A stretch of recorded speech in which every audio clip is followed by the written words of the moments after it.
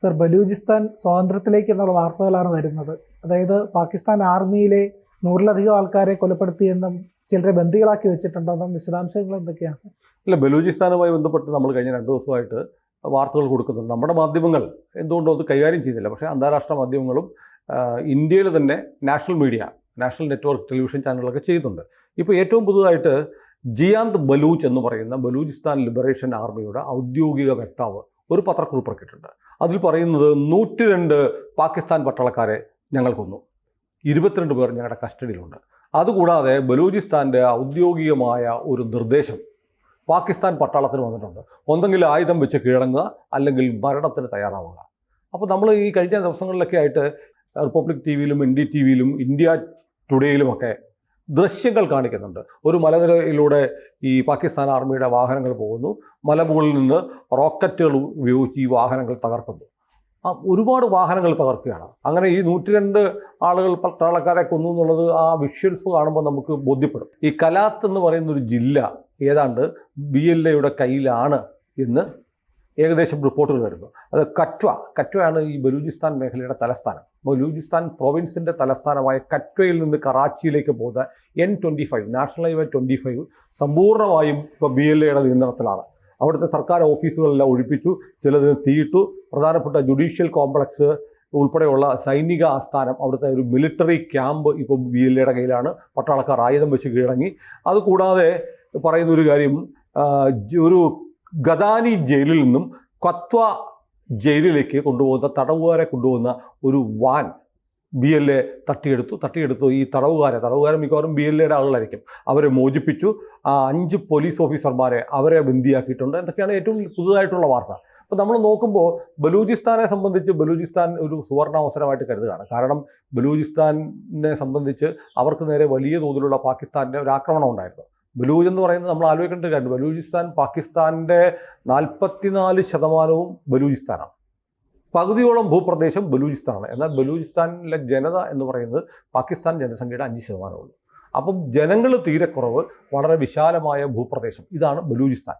അപ്പോൾ നമ്മളിവിടെ കഴിഞ്ഞ ദിവസങ്ങളിലൊക്കെ നമ്മൾ ഇതിന് റിപ്പോർട്ട് ചെയ്യുമ്പോൾ നമ്മൾ പറയാറുള്ള ബലൂചിസ്ഥാൻ സ്വാതന്ത്ര്യ സമര പോരാളികളാണ്. അതെന്തുകൊണ്ടാണെന്നുള്ളത് നമ്മൾ വിശദീകരിച്ചിട്ടുണ്ട്. നമുക്ക് ഒരിക്കൽ കൂടെ പറയാം. പ്രിയനും ആയിട്ട് നമ്മൾ ആദ്യം സംസാരിക്കുകയാണല്ലോ. അതിനു മുമ്പ് നമ്മൾ മനസ്സിലാക്കേണ്ടത് BLA ബലൂചിസ്ഥാൻ ലിബറേഷൻ ആർമി ഇതൊരു വലിയ സുവർണാവസരമായിട്ട് കരുതുന്നു. കാരണം പാകിസ്ഥാൻ ഇന്ത്യയുമായുള്ള പലതരത്തിലുള്ള മൾട്ടി ലെയർ സംഘർഷത്തിലാണ്. ഒന്ന്, നദീജല കരാറുകൾ തടഞ്ഞിരിക്കുന്നു. അവിടുത്തെ നദിയിലേക്കുള്ള നീരൊഴുക്ക് നമ്മൾ ഡാമുകൾ ഒഫീഷ്യലി അടച്ചു തുടങ്ങി, വെള്ളം നിലയ്ക്കുന്നു. അതോടൊപ്പം തന്നെ അതിർത്തിയിൽ വലിയ സൈനിക വിന്യാസം, കടലിൽ സേനാ വിന്യാസം, ആകാശത്ത് സേനാ വിന്യാസം, വലിയ ടെൻഷനിലേക്ക് പാകിസ്ഥാൻ മാറി. പാകിസ്ഥാൻ ഭയങ്കര ഡിഫൻസീവിലേക്ക് മാറി, പ്രതിരോധത്തിലേക്ക് ഊന്നി. ഏത് നിമിഷവും ഇന്ത്യയുടെ ആക്രമണം ഉണ്ടാകാമെന്നുള്ളൊരു ഭയപ്പാടിലാണ് പാകിസ്ഥാനും പാകിസ്ഥാൻ ആർമിയും ഉള്ളത്. അതുകൊണ്ട് അവർക്ക് ബലൂജിൽ കേന്ദ്രീകരിക്കാൻ പറ്റാത്ത ഒരവസ്ഥയുണ്ട്. ഈ സന്ദർഭം മുതലാക്കി പരമാവധി ആക്രമണം നടത്തുക എന്നതാണ് BLA മുന്നോട്ട് വെക്കുന്ന നടപ്പാക്കുന്ന ഒരു ആശയമെന്നാണ് മനസ്സിലാകുന്നത്. അപ്പോൾ ഇൻ്റർനാഷണൽ ഡിഫൻസ് സൈറ്റുകൾ പറയുന്നത് പാകിസ്ഥാൻ പഴയ പോലെ തന്നെ BLAയെ ഇന്ത്യ സഹായിക്കുന്നു എന്നുള്ള ആരോപണം ഉയർത്തിക്കഴിഞ്ഞു. BLA എക്കാലവും പാകിസ്ഥാൻ പറയുന്നത് BLA എന്ന് പറയുന്നത് ഇന്ത്യയുടെ ഒരു പ്രോക്സിയാണ്, ഇന്ത്യയാണ് സഹായിച്ചുകൊണ്ടിരിക്കുന്നത്, ആയുധം കൊടുക്കുന്നത്, പണം കൊടുക്കുന്നത് എല്ലാം ഇന്ത്യയാണ്. അതിപ്പോൾ അഫ്ഗാനിസ്ഥാനെ അവർ താവളമാക്കുന്നു. താലിബാൻ അധികാരത്തിൽ വരുമ്പോൾ നമ്മളെല്ലാം കരുതി പാകിസ്ഥാനും അഫ്ഗാനിസ്ഥാനും തമ്മിൽ നല്ല ബന്ധം ഉണ്ടാവുന്നതായിരുന്നു. പക്ഷേ അവർ തമ്മിലുള്ള ബന്ധം വല്ലാതെ അങ്ങ് വഷളായത് മാത്രമല്ല, നിരന്തരം ഖൈബർ പക്തൂൺഖ മേഖലയിൽ പാകിസ്ഥാനിലേക്ക് കടന്നു കയറി അഫ്ഗാനിസ്ഥാൻ ആക്രമണം നടത്തുന്നു. അഫ്ഗാനിസ്ഥാൻ്റെ പിന്തുണയുള്ള തെഹ്രീക്ക്-ഇ-പാകിസ്ഥാൻ എന്ന് പറഞ്ഞ TTP, താലിബാൻ്റെ പാകിസ്ഥാൻ വർഷനാണ്, അവരാക്രമണം നടത്തുന്നു. അങ്ങനെ നിരന്തരം അഫ്ഗാനിസ്ഥാനിൽ നിന്ന് പാകിസ്ഥാനിലേക്ക് ആക്രമണം ഉണ്ടായിക്കൊണ്ടിരിക്കുക. അതിനിടയ്ക്കാണ് 3 മാസം മുമ്പ് പാകിസ്ഥാൻ അഫ്ഗാനിസ്ഥാനിലേക്ക് കടന്നു കയറി വ്യോമാക്രമണം നടത്തി. അപ്പോൾ അഫ്ഗാനിസ്ഥാനും പാകിസ്ഥാനും തമ്മിലുള്ള ബന്ധം വല്ലാതെ വഷളായിരിക്കുകയാണ്. അത്ഭുതകരമായ വിധത്തിൽ അഫ്ഗാനിസ്ഥാനും ഇന്ത്യയും തമ്മിൽ വളരെ നല്ല ബന്ധം ഉണ്ടാവുകയും ചെയ്തു. അഫ്ഗാനിസ്ഥാനെ നമ്മൾ ഒരുപാട് സഹായിക്കുന്നു, നമ്മൾ കമ്പിളികൾ കൊടുക്കുന്നു, ഭക്ഷണ സാധനങ്ങൾ കൊടുക്കുന്നു, മരുന്ന് കൊടുക്കുന്നു.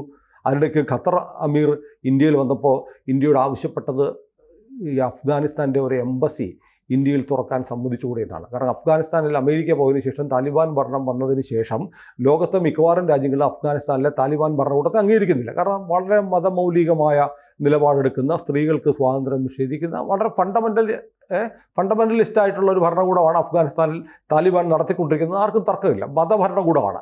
അതിനെ ആധുനിക പുരോഗമന രാജ്യങ്ങൾക്കൊന്നും അംഗീകരിക്കാൻ കഴിയാത്തതുകൊണ്ട് ഒരു UN അനൗദ്യോഗികമായി എടുത്തൊരു തീരുമാനം എന്നതുപോലെ തന്നെയാണ് ആരും അവർ എംബസി ഒന്നും തുറക്കാതെ നയതന്ത്ര ബന്ധങ്ങൾ അഫ്ഗാനിസ്ഥാനുമായിട്ട് ഇല്ലാത്തത്. പക്ഷേ ഖത്തർ അമീർ വന്നിട്ട് നരേന്ദ്രമോദിയോട് സംസാരിച്ചത്, ഒരു കാര്യം ചെയ്യൂ, ഞങ്ങളുടെ അംബാസഡറുണ്ട്, ഖത്തറിലുള്ള അഫ്ഗാനിസ്ഥാൻ്റെ അംബാസഡർ. അറബ് രാജ്യങ്ങൾ താലിബാനിൽ എംബസിയൊക്കെ തുറന്നിട്ടുണ്ട്. ഖത്തർ അംബാസഡറുടെ മകനെ അനൗദ്യോഗിക അംബാസഡറായിട്ട് ഇന്ത്യയിലേക്ക് അയച്ചാലോ എന്നൊരു തീരുമാനം എന്തൊരു അഭിപ്രായം മുന്നോട്ട് വയ്ക്കുകയും തത്വത്തിൽ ഇന്ത്യ അംഗീകരിച്ചു എന്നാണ് പറയുന്നത്. ഇപ്പം അഫ്ഗാനിസ്ഥാന് എംബസി ഔദ്യോഗികമായിട്ടില്ലെങ്കിലും ചില പ്രതിനിധികൾ, റെപ്രസെൻറ്റേറ്റീവ്സ്, ഡിപ്ലോമാറ്റ്സ് എന്ന് പറയേണ്ട പ്രതിനിധികൾ ഇപ്പോൾ എവിടെയുണ്ട്? ഇന്ത്യയിലുണ്ട് എന്നുള്ളത് എല്ലാവർക്കും അറിയാം. അപ്പോൾ നല്ല ബന്ധമുണ്ട്. അപ്പം ഈ പാകിസ്ഥാൻ പറയുന്നത് ഇന്ത്യ നേരെ അഫ്ഗാനിസ്ഥാനിലേക്ക് ആയുധങ്ങൾ കൊണ്ടുപോകുന്നു. അഫ്ഗാനിസ്ഥാനിൽ കാബൂളിലുള്ള ഇന്ത്യൻ എംബസി വഴി അത് BLAക്ക് കൊടുക്കുന്നു. അതിർത്തിയിൽ ഈ ഖൈബർ പഖ്തൂൺഖ മേഖലയിൽ അതിർത്തി പലപ്പോഴും താലിബാൻ്റെ നിയന്ത്രണത്തിലാണ്. പാകിസ്ഥാന് കാര്യമായി ഒന്നും ചെയ്യാൻ കഴിയുന്നില്ല. ഇപ്പോൾ ഇന്ത്യയെ പോലുള്ള ടെൻഷൻ കൂടിയപ്പോഴത്തേക്ക് കൂടുതൽ പട്ടാളക്കാരെ അവിടെ നിന്ന് പിൻവലിക്കേണ്ടി വന്ന സാഹചര്യത്തിൽ അതിർത്തി തുറന്നെടുക്കുകയാണ്.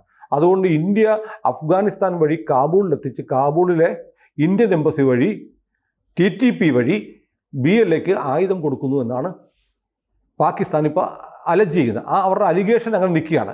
ഈ അലിഗേഷൻ നിൽക്കുമ്പോൾ ഇപ്പോൾ ഉണ്ടായ അടുത്ത കാലത്തുണ്ടായ ചില സംഭവങ്ങൾ നമ്മൾ അയക്കണം. മാർച്ച് മാസത്തിലാണ് ലോകത്തെയാകെ ഞെട്ടിച്ചുകൊണ്ട് ജാഫർ എക്സ്പ്രസ് എന്ന് പറയുന്ന കറ്റ്വയിൽ നിന്ന് ലാഹോറിലേക്ക് പോകുന്ന ഒരു തീവണ്ടി തട്ടിക്കൊണ്ടുപോയി. ഈ തീവണ്ടിയെ സംബന്ധിച്ച് നമ്മൾ തീവണ്ടി തട്ടിക്കൊണ്ടുപോകും നമ്മൾ കേട്ടിട്ടില്ല. വിമാനം ഹൈജാക്ക് ചെയ്ത് കേട്ടിട്ടുണ്ട്, കാറും KSRTC ബസ് തട്ടിക്കൊണ്ടുപോയി എന്ന് കേരളത്തിൽ കേട്ടിട്ടുണ്ട് അല്ലേ, അല്ല ഒരു ബസ് എടുത്തുകൊണ്ട് പോയി എന്നൊക്കെ.